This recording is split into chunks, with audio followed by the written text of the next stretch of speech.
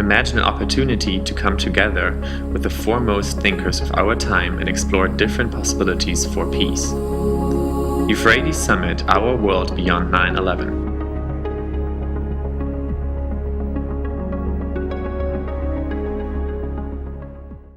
Our next speaker is Yehuda Stolov.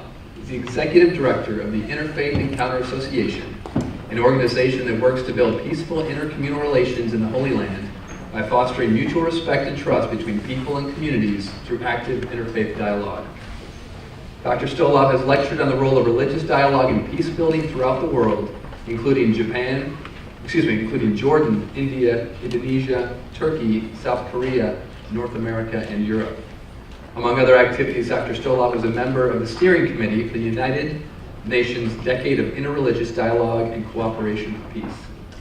He holds a Bachelor of Science and a Master's of Science in Physics and a PhD from the Hebrew University of Jerusalem. He is married and a father of 3 children living in Jerusalem.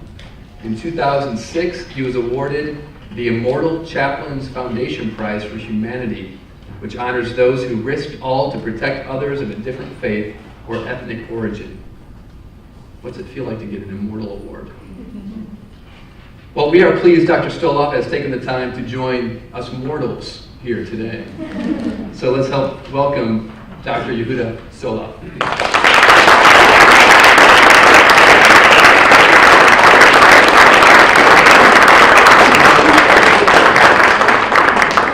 Hello everyone, good afternoon.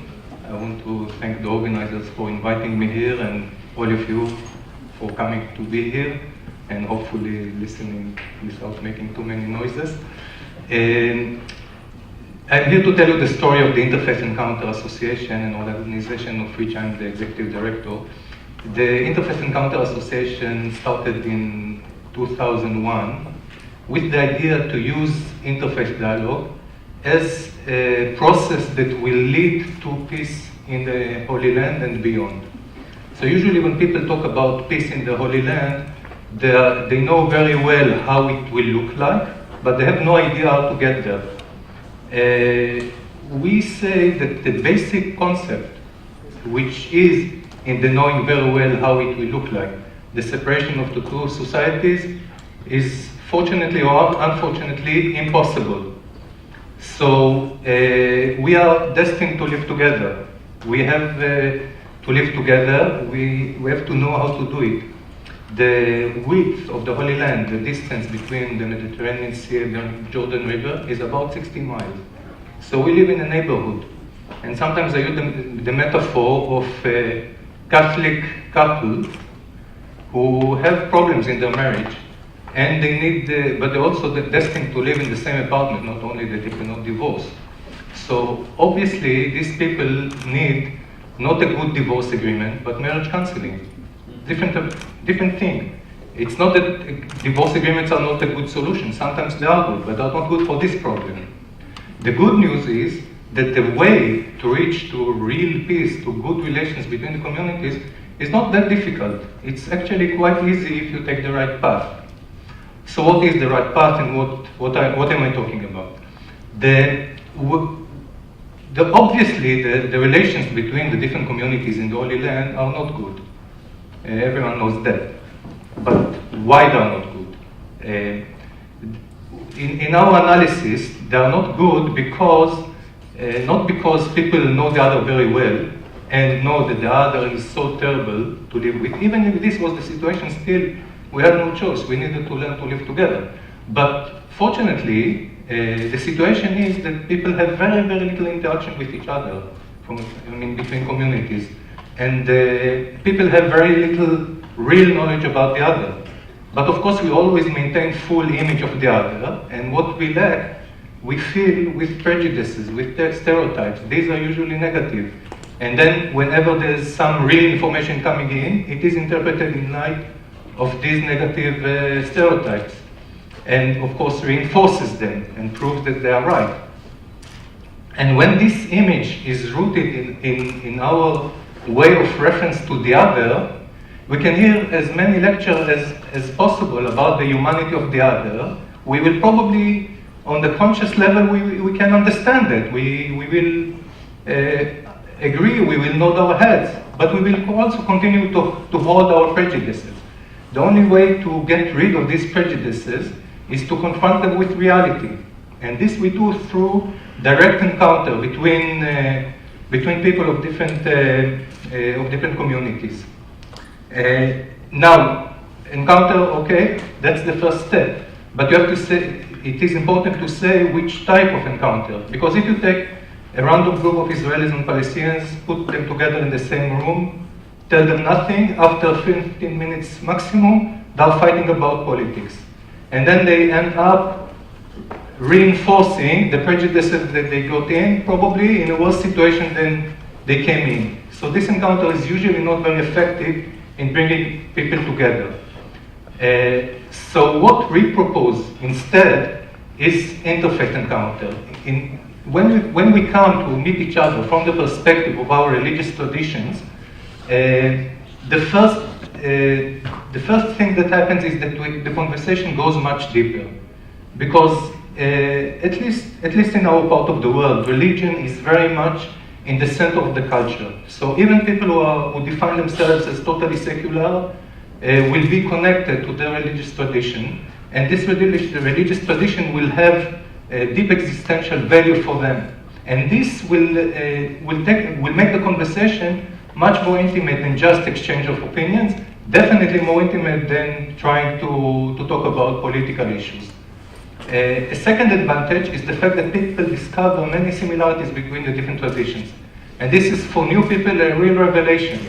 And we get many new people, so we see it again and again, that people sometimes will say, wow, we didn't know that the Muslims speak about Moses, or the Muslims will say, we never knew that the Jews speak about Abraham, or things like that for anyone who had some interfaith experience are trivial.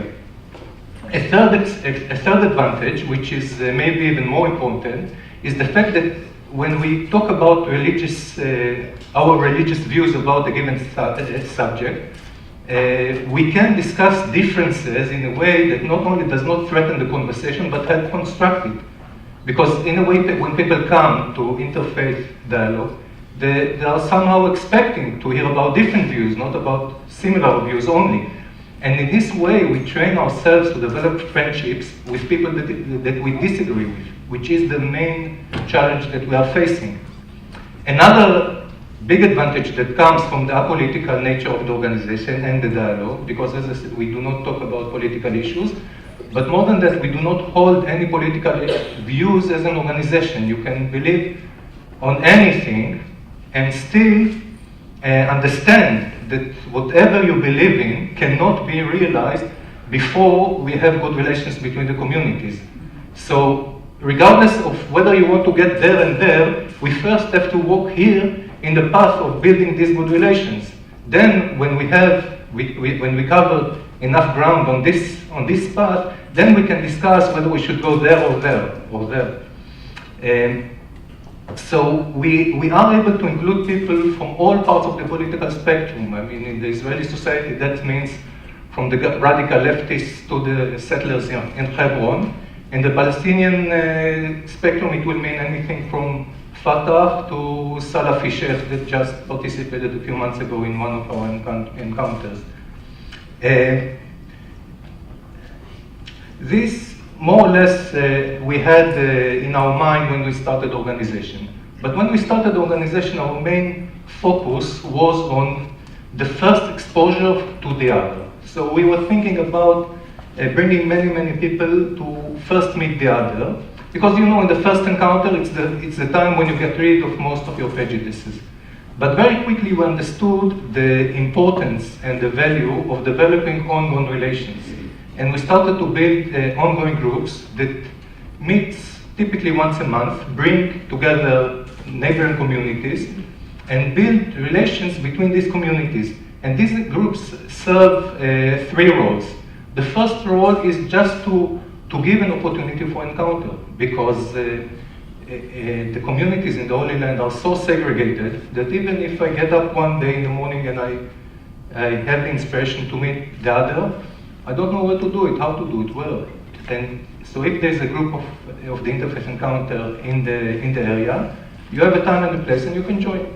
The second role is to develop the group itself into a kind of a mini community that combines, on the one hand, the good relations between the members, the friendship, but on the other hand, does not dilute the unique identity of each and respects this unique identity.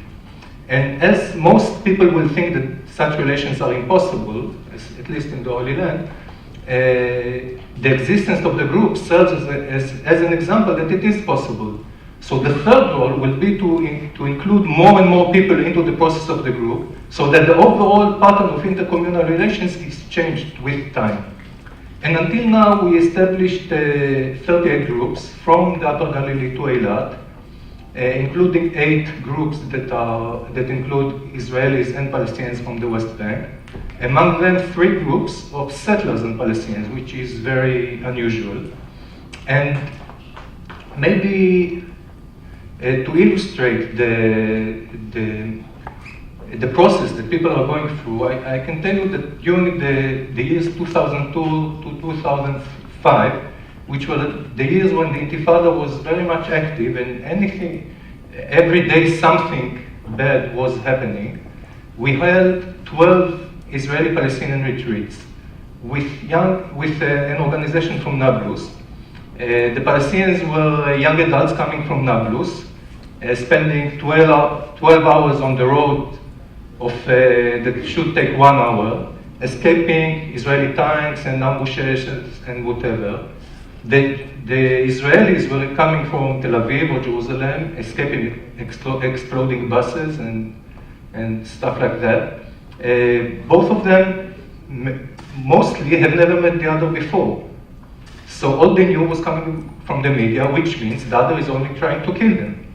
We used to meet for the first time on Thursday afternoon. You could see 2 very well-distinct groups staying away from each other, sitting very separately at dinner at the first dinner tables. But then you could see the group really physically. You could see them mixing more and more, staying long into the night in conversations, asking each other questions and getting to know each other. And already on Friday evening, we used to have a social evening. It took different forms each time, but you could see the same people singing together, dancing together, telling jokes to each other, and so on. And then when they had to farewell on Saturday after lunch, it was always with hugs and tears and wishing to meet again. And I say that, okay, I describe that because we use a very effective model. But I say more than that. If you can achieve that with the best of models within 24 hours, that means that the conflict itself is not as deep as it looks. Thank you very much.